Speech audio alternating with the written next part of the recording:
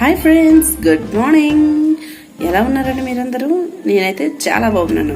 Welcome back to my channel జ్యోతిస్ kitchen. ఈరోజు మరొక sweet ఐటెంతో మేము ముందుకు వచ్చానండి. చూడండి, యమ్మీగా జ్యూసీగా ఉండే ఈ బొంబాయి రవ్వతో స్వీట్ మీకోసం తయారు చేశానండి. ప్రాసెస్ స్టార్ట్ చేద్దామండి. ఫస్ట్ ప్యాన్ పెట్టుకొని ప్యాన్ హీట్ అవ్వగానే ఒక 2 స్పూన్స్ నెయ్యి వేసుకోవాలి.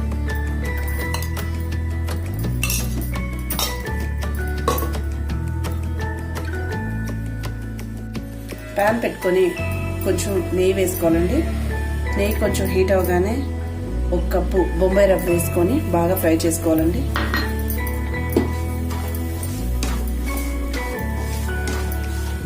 ఈ బొంబాయి రవ్వ పచ్చివాసన పోయినంత వరకు కొంచెం రెడ్ కలర్లో వచ్చినంత వరకు ఫ్రై చేసుకోవాలండి.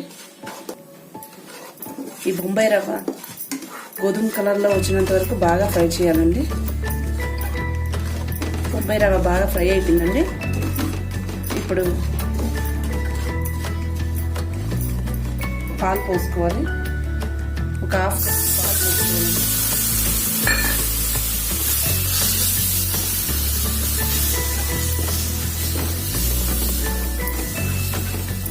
ఈ పాలల్లోని ఈ బొంబాయి రవ్వని కొంచెం ఉడకబెట్టుకోవాలి.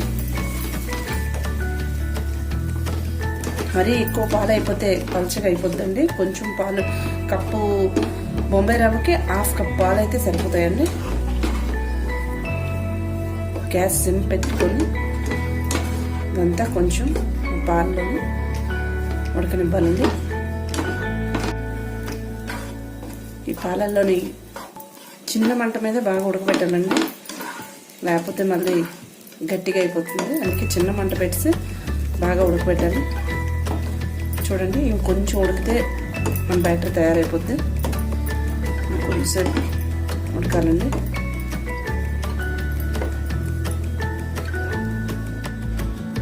చూడండి ఫ్రెండ్స్, ఇలా ఉడికిపోయింది. ఇప్పుడు దీన్ని ప్లేట్లో తీసుకోవాలి. చూడండి ఫ్రెండ్స్, ఇలాగొచ్చింది. దీన్ని కొంచెం చల్లారిన దాకా పక్కన పెట్టుకున్నాం. ఇప్పుడు ఇంకో ప్యాన్ పెట్టి పాకం తయారు చేసుకుందామండి. ఆ పాకం తయారు చేయడానికి 1 కప్పు షుగర్, 1 కప్పు వాటర్ వేసుకొని పాకం తీసుకోవాలి. ఇది బాగా కలుపుతూ తీగ పాకం వచ్చేటంత వరకు తీసుకోవాలండి. పంచదార బాగా కరిగిన తర్వాత తీగ పాకం వస్తుందండి. తీగ పాకం వచ్చినప్పుడు స్టవ్ బంద్ చేసేయాలండి. చూడండి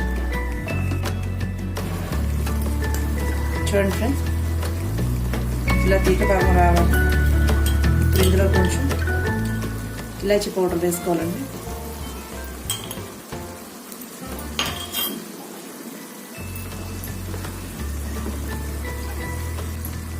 మన పాకం రెడీ అయిపోయిందండి. ఇప్పుడు దీన్ని పక్కన పెట్టుకొని చూడండి ఫ్రెండ్స్, ఇప్పుడు ఇది బాగా ఇలాగ కలుపుకుంటూ బాగా చేతితో స్మాష్ చేసుకోవాలండి. ఇప్పుడు ఇందులో ఒక 2 స్పూన్ల పాల పౌడర్ వేసుకోవాలి.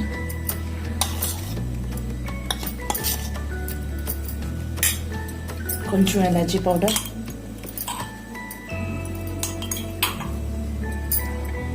వేసుకొని బాగా కలుపుకోవాలండి.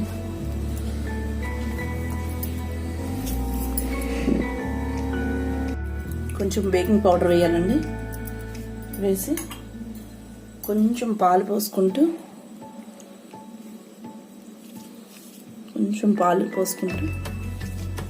ఇవన్నీ బాగా మిక్స్ చేసుకోవాలండి.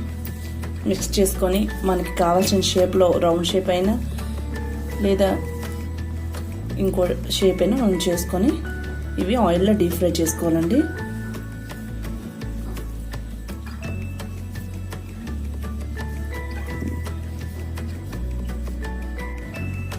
ఇప్పుడు మరొక ప్యాన్ తీసుకొని ప్యాన్ హీట్ అయిన వెంటనే డీప్ ఫ్రైకి ఆయిల్ పోసుకోవాలండి.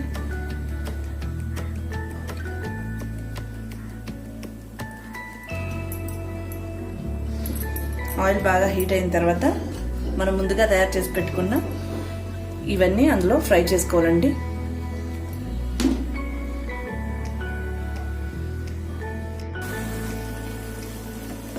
ఇందాక మనం చేసుకున్న దాన్ని ఈ షేప్లో చేసుకొని ఇప్పుడు డీప్ ఫ్రై చేసుకోవాలండి. వీటిని ఆయిల్ బాగా హీట్ ఎక్కిందండి. ఇప్పుడు తయారు చేసుకున్నవి ఇందులో ఒక్కొక్కటిగా వేసి ఫ్రై చేసుకోవాలండి. ఇవి మీకు చుట్టేటప్పుడు విరిగిపోయినట్లయితే కొంచెం పాలు వేసుకొని చుట్టుకోవచ్చండి, ఏం ప్రాబ్లం లేదు. ఇవి బాగా గోల్డెన్ కలర్ వచ్చిన వరకు బాగా డీప్ ఫ్రై చేయాలండి.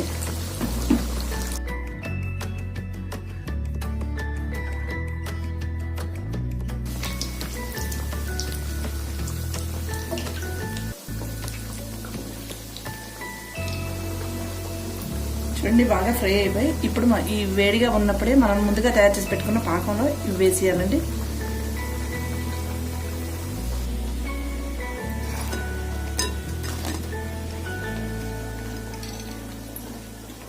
కొంచెంసేపు ఇలాగా పాకంలో నానబెట్టాలండి.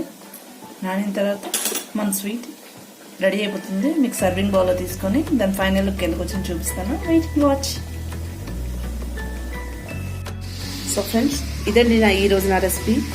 ఐ హోప్ మీ అందరికీ నచ్చిందని అనుకుంటున్నాను. నా రెసిపీ కనుక మీకు నచ్చినట్లయితే తప్పకుండా లైక్ చేయండి, నా ఛానల్ని సబ్స్క్రైబ్ చేయండి, మీ ఫ్రెండ్స్కి ఈ రెసిపీ మీ ఫ్రెండ్స్తో షేర్ చేసుకోండి. సో ఫ్రెండ్స్, మళ్ళీ ఇంకో రెసిపీతో మళ్ళీ మీ ముందుకు వస్తాను. అంతవరకు బాయ్ ఫ్రెండ్స్, టేక్ కేర్.